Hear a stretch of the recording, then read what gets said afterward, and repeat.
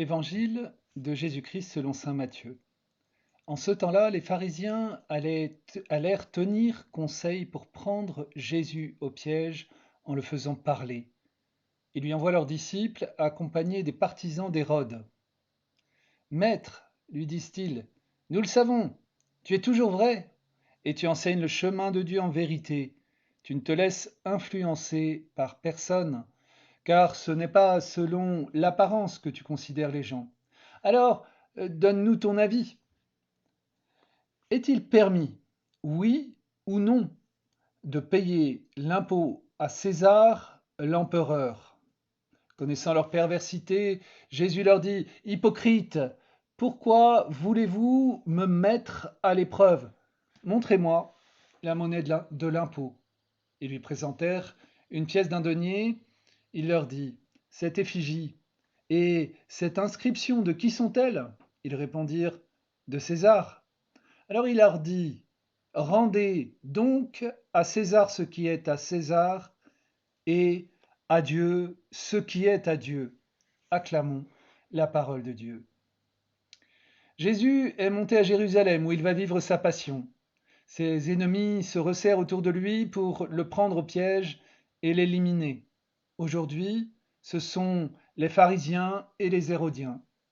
Nous risquons toujours d'imaginer que notre époque est la première à être si difficile à vivre. En lisant l'Évangile, nous découvrons toute la complexité de l'époque de Jésus et de son contexte. Jésus a vécu dans un contexte historique véritablement explosif. Les armées romaines occupent la Palestine et la résistance juive ne cesse de gronder. Vers ces années 30, le César qui fait plier son immense empire est Tibère, un vieillard qui gouverne depuis son île de Capri. Des objecteurs de conscience, les zélotes, s'opposent à l'occupant et prônent de refuser l'impôt et de prendre les armes. Les Hérodiens, au contraire, s'appuient sur le pouvoir romain pour conserver leur place. Les pharisiens, enfin, s'emploient à sauvegarder la liberté religieuse en s'accommodant plus ou moins avec les autorités religieuses. C'est dans ce contexte bien complexe que les pharisiens et les hérodiens viennent poser à Jésus une question hypocrite pour lui tendre un piège.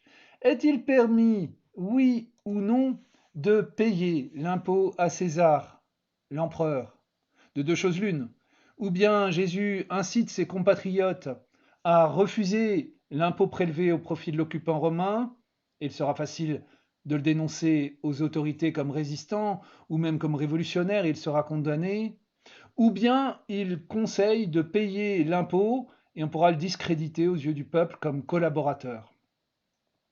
Jésus répond en deux temps par le symbole de la pièce et par sa parole. En leur demandant de sortir une pièce qui sert à payer l'impôt, Jésus leur montre qu'ils ont déjà accepté le pouvoir temporel de César et son impôt, puisqu'ils ont la monnaie dans leur poche.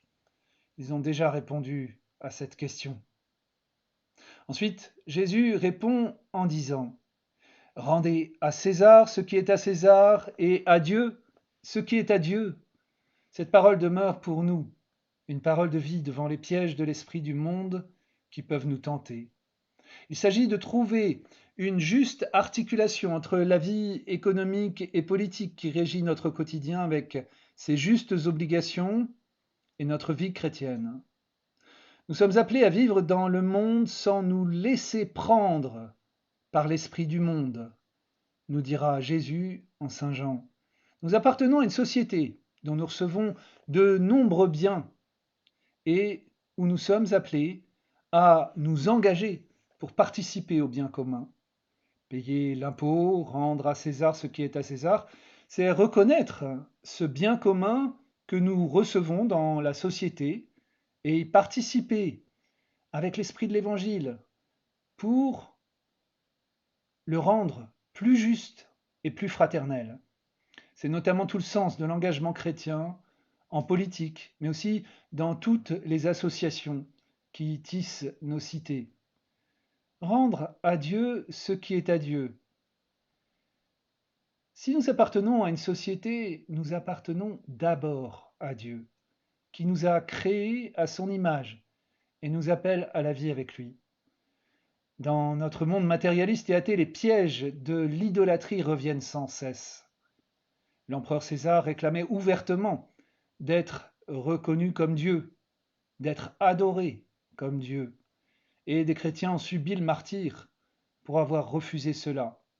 Aujourd'hui, la tentation est peut-être plus subtile ou plus grossière, mais bien réelle. Tentation de diviniser l'argent, d'oublier dans nos soucis de travail la providence de Dieu. Cherchez d'abord le royaume des cieux et sa justice, et tout le reste vous sera donné par surcroît. En demeurant tournés vers Dieu dans nos activités quotidiennes, nous sommes appelés à les vivre autrement, comme un service de Dieu et de nos frères, pour faire grandir le règne de Dieu, c'est-à-dire le règne de la justice et de la fraternité. Voilà l'unique nécessaire auquel était appelée Marthe en regardant Marie, dans le service de nos activités, rester tourné à Dieu, rester dans cette appartenance à Dieu. C'est notamment la prière quotidienne fidèle qui va nous aider à demeurer en Dieu dans notre travail et nos occupations. Le don d'une part de mes biens pour le partage et la mission est aussi un moyen de garder une liberté devant ce que je possède afin de n'être pas possédé par mes biens. Enfin, le dimanche, quand je suis appelé à arrêter de travailler pour consacrer ce jour à Dieu, à rendre à Dieu ma vie, à lui remettre ma vie, eh bien, je consacre le temps. Je me rappelle que toute la semaine est faite pour Dieu et le dimanche, je m'en souviens en faisant cette pause. Si j'oublie que j'appartiens d'abord à Dieu dans mes activités quotidiennes, je peux me laisser facilement asservir et prendre par le piège, les pièges des idoles de ce monde, la quête de pouvoir, de l'argent, du plaisir.